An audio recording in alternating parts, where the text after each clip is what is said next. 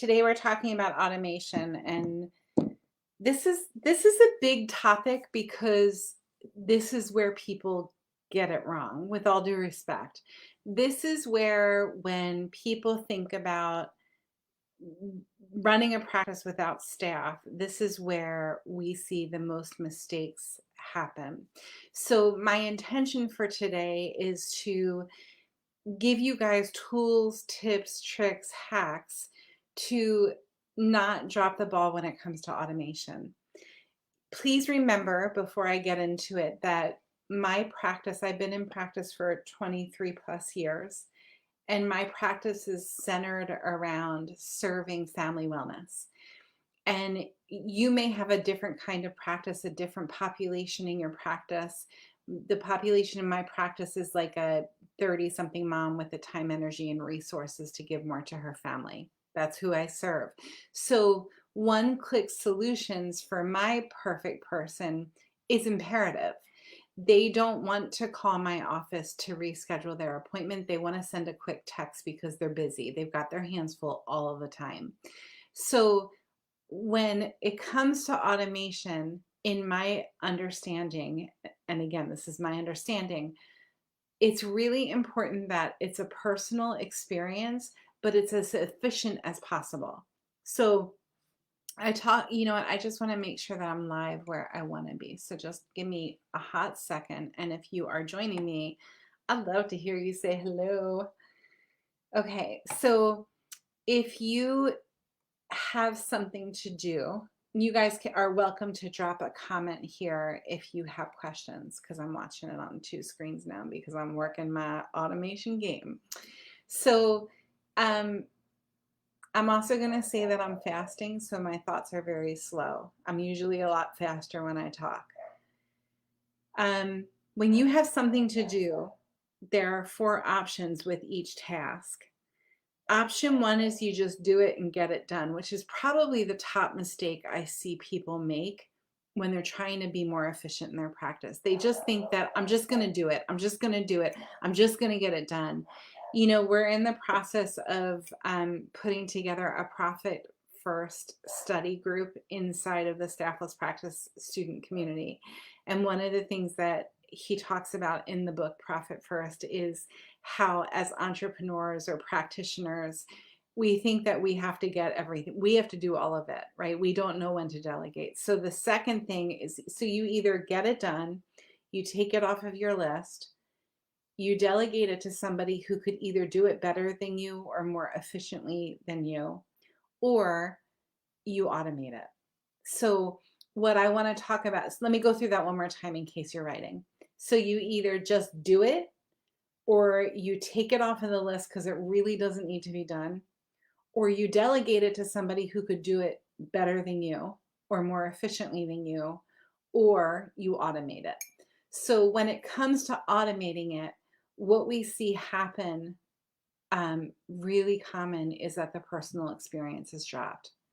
Whether it's scheduling or payments or administrative needs or dealing with a new practice member, you don't want to lose the personal experience, because if you're watching this video, it means that you're a wellness practitioner. It means that you want to serve more people. It means that you want to stand out from the guy down the street or the gal down the street who's doing things that could seem like similar things to the naked eye, to the public. You want to make sure that your practice members have a second to none experience from the first time they see your name until the time they say yes to care, and then carrying that torch on through to their care plan. So if you have only 4 choices with each part of that picture of the trajectory of a new client, and you're running a practice without staff or with staff who only does what they're great at doing, and that's you because you're here in this group, then you want to make sure that when you choose automation of those 4, you're not dropping the personal experience. They want you. They want your flavor. They want your touch. They want your style. That's why they chose you compared to the other people in town. You know, I'm I don't believe in chiropractic that we have competition. I don't think it's a real thing. I think that chiropractors are like superheroes and you can't have enough of them. I feel the same way about um, PTs, OTs. Like these are people who are power warriors. They're people who are doing really great things for the community. So how can there be too many? But what there it can be is a match for the people who are looking for you.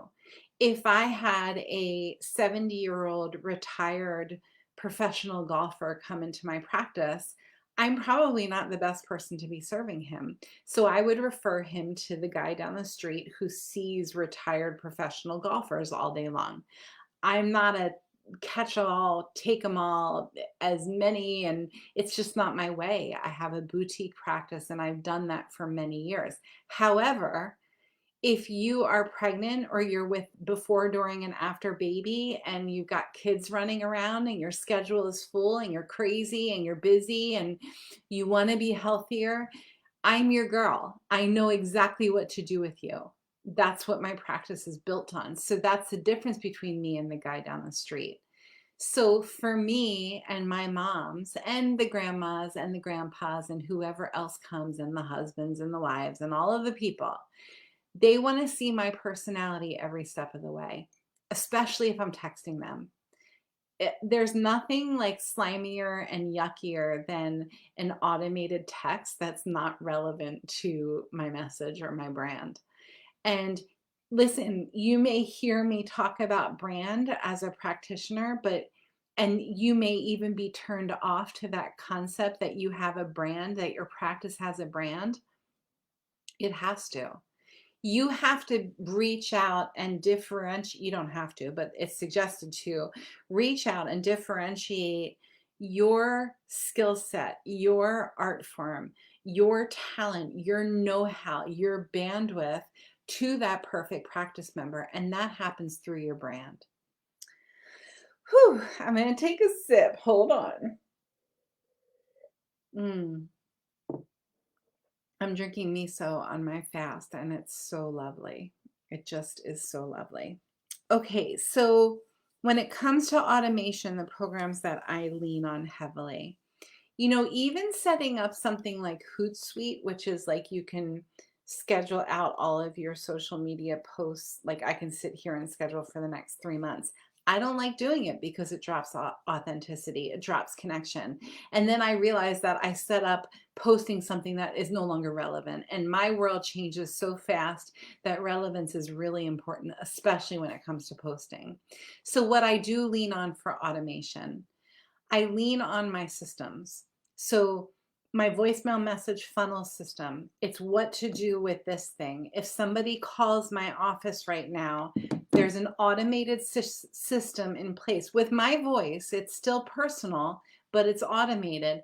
And it says, hey, you're calling my office. It's me, Dr. Jody. Here's what makes me different in the world. Go here, here, or here to get the help that you need. That's automation with a personal experience. You get it? As opposed to me hiring a call center that doesn't care at all about my practice members and their experience. And Johnny fell on the bus and tripped over his shoelace and is having a latex allergy and all of that. They don't care, right? I care. So I want to make sure maybe they do care, but chances are they don't, right? I want to make sure that if somebody calls my office, they immediately know what to do to get the help that they're looking for in an efficient way without my time and energy being in the mix. That's the most important thing. I was in practice for many years, almost 2 decades, with the wrong person sitting at my desk. Really talented, brilliant, amazing women, but just not the right fit because of the way that I manage.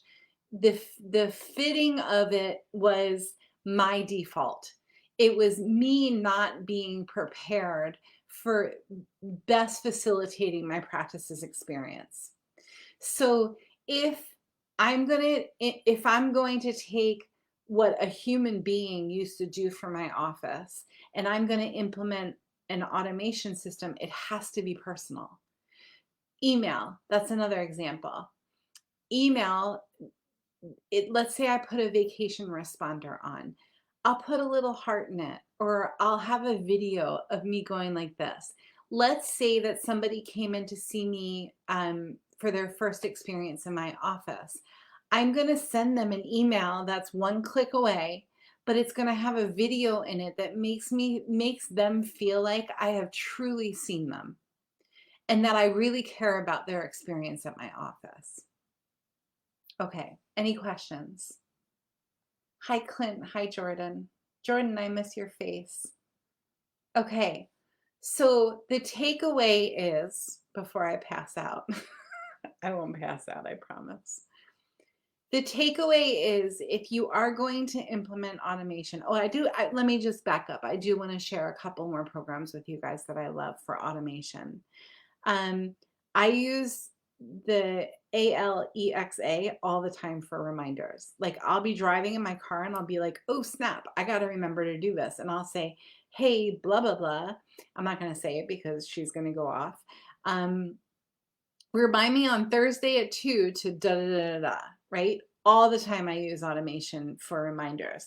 However, if it's a daily task, and this is why I posted about checklists last night, I have paper. This is an automation, you guys. It's a checklist. It changes a little bit from week to week, but not a whole lot. My brain needs to remember all of these things, right? I wake up at 6 o'clock in the morning. I grab my coffee.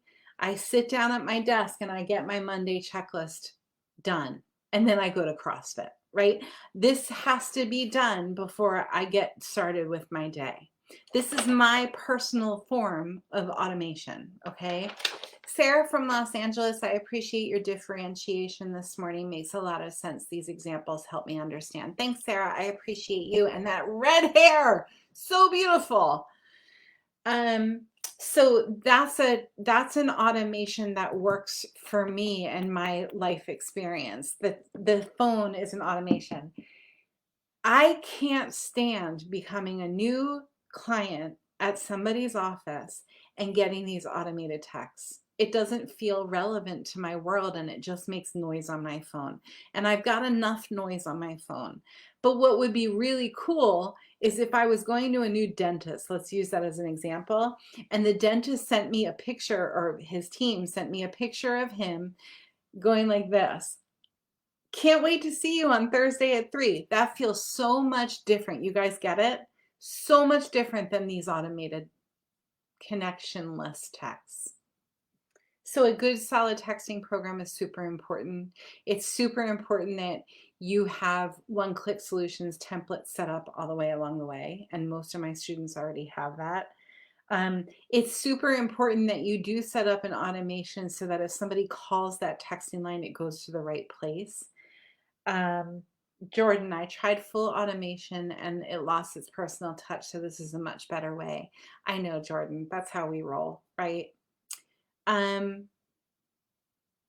And then the other thing I wanted to mention to you is to keep it simple. You guys, there are programs out there that are so over the top and you don't use 80% of their features. Keep it simple.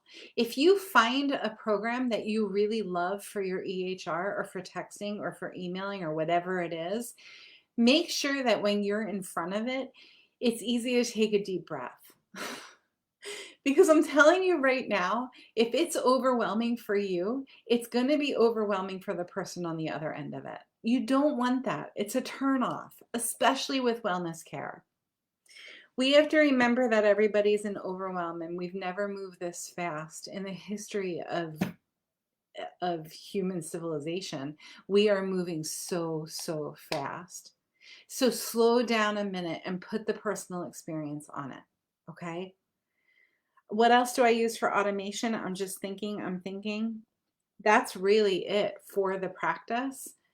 I have a landline. I never pick it up. My promise in our 12-week program is you'll never have to answer your phone again. So the landline itself just serves as, it lights up when it's ringing and I see that somebody's called and it just puts it in my brain. It puts it on my heart. Never answer it. What else is automated? I recommend to my students that you find what's called a Casper. Like if you are ready to hire, when you are ready to hire, for the list of things that should be delegated to somebody who does it better. I have this really lovely woman who comes to my house once every 2 weeks and cleans. She's so much better at it than I could be. She does it all day long. So that's that those are things that I delegate because I'm just not good at the details of cleaning. It's not something that I want to be doing, right? So I bring her in who wants to be doing this thing. I trust her. She's cool. She doesn't need to get the culture of my company. She probably needs to get the culture of my home. What's important to us. We don't clean with poison, all of these things. So if you're going to delegate anything, delegate the things that are not the best use of your time that cannot be automated. You get it? Delegate the things that are not the best use of your time because you either suck at them, because we all suck at something, right? Or you just don't enjoy doing them, or there are other things that are pushing them down and they're not getting done. Those are the things that you want to delegate. Usually the first thing that's delegated is what we call a Casper. Your Casper, remember Casper the friendly ghost.